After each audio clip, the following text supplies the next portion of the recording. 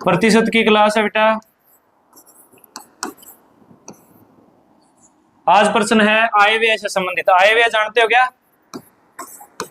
आय व्यय और बचत तीन चीजें होती है, यानी हमारे पास कितनी आय हुई, उसमें से हमने कितना खर्चा कर दिया और बाद में कितनी बचत है हमारे पास बची। ठीक है, चलो प्रश्न के माध्यम से देखते हैं। एक व्यक्ति है, वो अपनी कुल आय में से, कुल आय आपको हमेशा 100 माननी है या x माननी है, या तो 100 मानो या क्या मानो, x मानो। यदि सवाल में का ऐसे लिखे हैं तो x मानो, और कहीं पे का नहीं लिखा इसका मतलब क्या मान लो, 100 मान लो। ठीक है, तो हमने आय क्या मानी बेटा, 100 मान ली।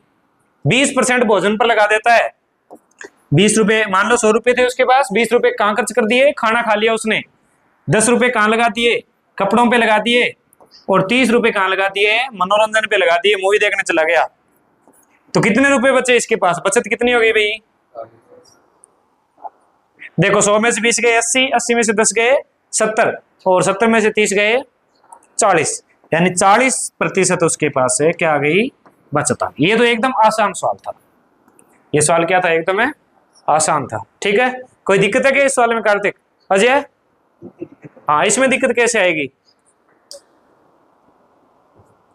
इसके जैसा एक सवाल है, चलो इसका उत्तर बता दो फिर। इसका उत्तर बता दो, आपको दिक्कत तो है नहीं सवाल है? यही तो,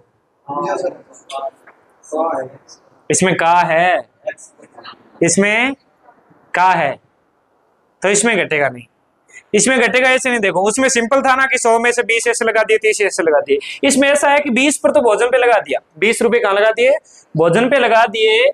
लेकिन अब आगे के जो रुपए है ना, वो 100 में से नहीं लगाएगा, फिर 80 का 10% लगाएगा। पहले कितने का परसेंट लगाया था उसने, 100 का लगाया था, अभी कितने का लगाएगा, 80 का प्रतिशत लगाएगा। उसके पास कितना था, 100 था, उसका कितना लगा दिया उसने, 80% लगा दिया। और भी लगा दिया कितना, 80% लगाने का ये बचत हो गई। ठीक है ना, 20% लगा दिया, फिर इसका 10% लगाया, मतलब बेटा 90% बचत हो गई। फिर उसका 30% लगाया, मतलब कितनी बचत हो गई, 70% बचत हो गई। ठीक है,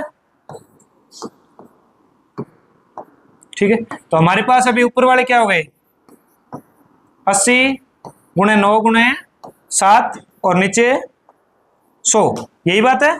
इनका गुणा कितना हुआ भाई, 5040 और नीचे 100। अब 100 का डिवाइड दिया कितना आएगा, 2 छोड़ के पॉइंट आ जाएगा तो 50.40 या 50.4, इतने प्रतिशत उसका क्या हो गया, बचत ही आ गई है, डायरेक्ट क्या आ गई, बचत आ गई। ठीक है, क्योंकि हम बचत ही निकाल रहे हैं ना। बचत कैसे निकलेगी, देखो 100% था, उसमें से 20% खर्च किया, बचत कितनी है उसके पास, 80%। 80% जब उसके पास है, उसका उसने 10% खर्च किया, मतलब बचे कितने उसके, 90 बच गए। और यहां तक है, इसका फिर कितना और खर्च कर दिया, 30 और खर्च कर दिया, तो उसके पास बचे कितने, 70 बचे। तो सारों को क्या कर लो, मल्टीप्लाई कर लो आपस में, और लास्ट में जो आंसर आएगा वो बचत आएगा। अब यदि खर्चा पूछे तो ये 100 में से क्या करना है, हमें घटाना है। आई बात समझ में, या दोबारा बताऊं? ठीक,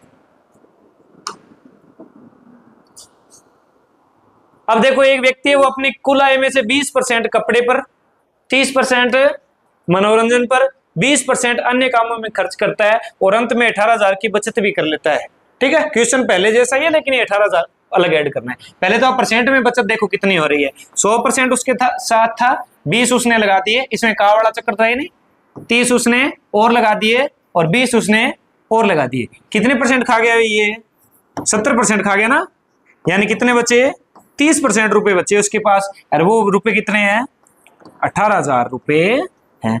एक जीरो से क्या गया, एक जीरो गया, और अभी 1% निकालो तो इधर क्या बचा है, 1800, इधर क्या बचा 1800, ये 3 कहां जाएगा, 3 डिवाइड में चला जाएगा, 3 डिवाइड में गया। 1% बराबर कितने आ गए भाई, 600 रुपए आ गए। 1% बराबर 600 रुपए है, तो उसकी कुल आमदनी कितनी होगी, 100% होगी ना। तो यहाँ पे यदि मैं 100% करना चाहूं तो इधर 2 जीरो ऐड कर दूं, 60,000 रुपए उसकी क्या है, टोटल इनकम है। समझ गए क्या बात? नौकरी तो कोई भी हो सकता है, क्या पता 60,000 रुपए में तो। ठीक है, इसमें सिंपल है एकदम, सिर्फ माइनस करने हैं, क्योंकि गुणा वाला चक्कर है ही नहीं, का चक्कर नहीं है। ठीक है, और लास्ट में बचत को आप क्या रखो, इसके बराबर रख दो। जो पहला सवाल किया था वही सवाल है।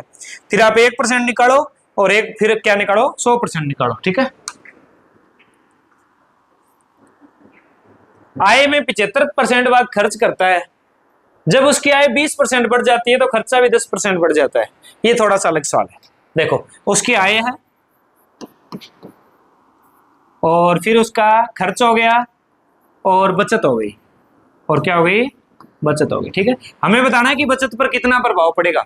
सबसे पहले देखो, मान लो उसके पास कितने रुपए हैं, 100 रुपए हैं। खर्च कितने कर दिए, 75 खर्च कर दिए। वो बचत कितना ही करता है, 25 की बचत है करता है। यहां तक तो सबको ठीक है, सवाल में दिया हुआ ही है।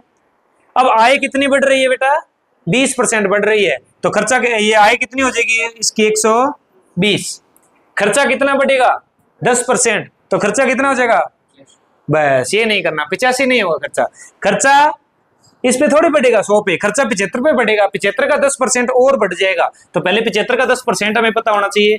75 का 10% ऐसे निकलता है, 10 से पॉइंट लग जाएगा 7.5, यानी खर्चा हो जाएगा 75 और 7 82, 82.5 उसका क्या हो गया, खर्चा हो गया। जिस पे निकाल रहे हो आधार में वही होना चाहिए। 100 का 10% 10 होता है, 85 मत कर देना, बस इसका प्रतिशत निकालना है। तो अब बताओ फिर कितना हुआ है, डिफरेंस कितना हुआ है, 17.5 हुआ है क्या, 17.5 हुआ है। घटाओ करके देख लेना आप आराम से। 20 ही हो गए तो मैं 100 में से घटा दिए, 37.5 क्या हो गया, खर्चा हो गया। अब हमें बताना है बचत पर प्रभाव, ये आंसर में नहीं मिलेगा। अब ये प्रभाव कितना पड़ा है ये बताना है हमें। कैसे निकलेगा प्रभाव बताओ, परसेंट पहले तो अंतर निकालना पड़ेगा। अंतर कितना है बताओ दोनों का, 12.5। अंतर कितना है, 12.5। और ये अंतर किस पे है, पुरानी आय कितनी है, वैसा पुराने पे निकलता है परसेंट।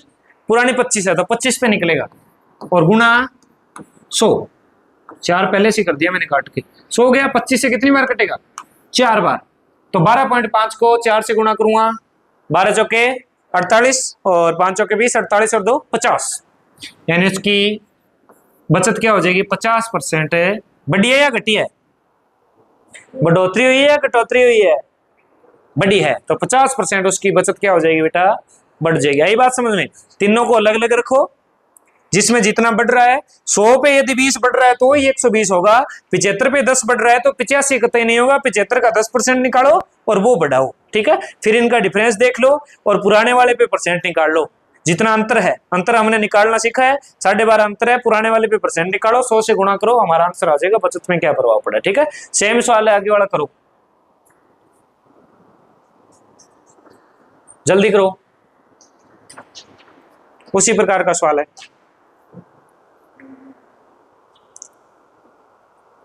पहले तीनों को लिखो, तीनों को लिखो आप, आय, व्यय और बचत, तीनों लिखो जल्दी। आप करते जाओ, मैं थोड़ा थोड़ा कर रहा हूं साथ में। आय मान लो उसकी 100 है, खर्च कितना करता है 80, उसके पास बचते कितने हैं 20। फिर आय में बढ़ोतरी कितनी हो रही है 20, तो इसका मतलब क्या हो गया 120। व्यय में बढ़ोतरी 10% हुई है, तो व्यय में बढ़ोतरी आप किस पे निकालोगे, 80 पे निकालोगे। 80 का 10% निकाल के जोड़ दो, या 80 का 110% निकाल लो। दूसरा तरीका ये होता है, 80 का 110% निकाल लो, सीधा आंसर आ जाएगा, जोड़ नहीं करना पड़ेगा।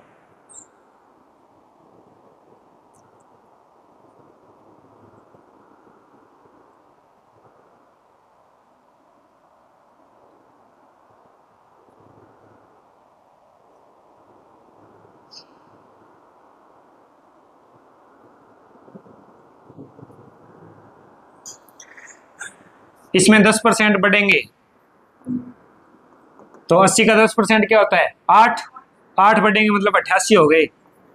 ठीक है, और इनका डिफरेंस कितना हो गया फिर 12 और 20 32। अब बता दो बचत पे कितना फर्क है, कितनी बड़ी है, किस पे बड़ी है, परसेंट निकाल दो।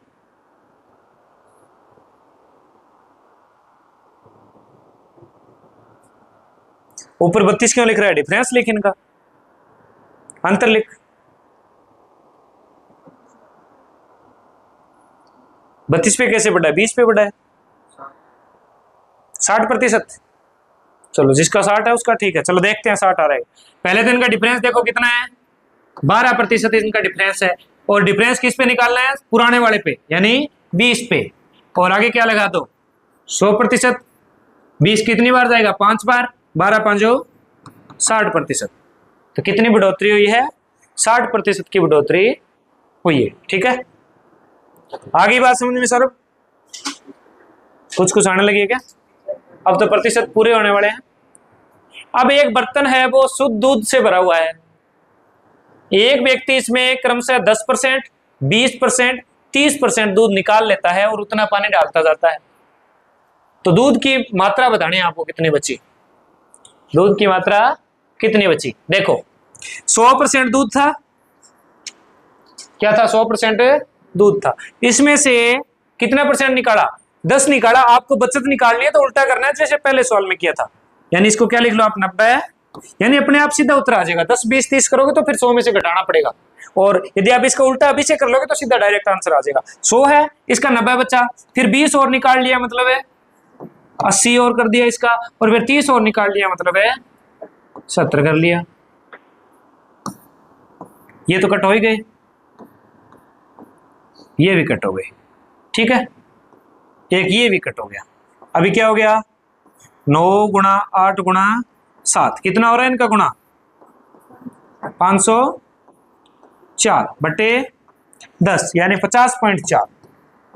दूध की मात्रा कितनी बची है, 50.4% है मात्रा बची है। ठीक है, जो पुराने वाला सवाल था। आगे क्या बात समझ में, घटाओ वाले में या फिर व्यय करने वाले में सेम ही बात है। कोई चीज घट रही है तो उसको उल्टा करके लिख दो, 10 को 90 लिख लो, 20 को 80 लिख लो, 50 को 50 लिखोगे, 40 को 60 लिखोगे, 100 में से उल्टा करके लिखते जाओ अपने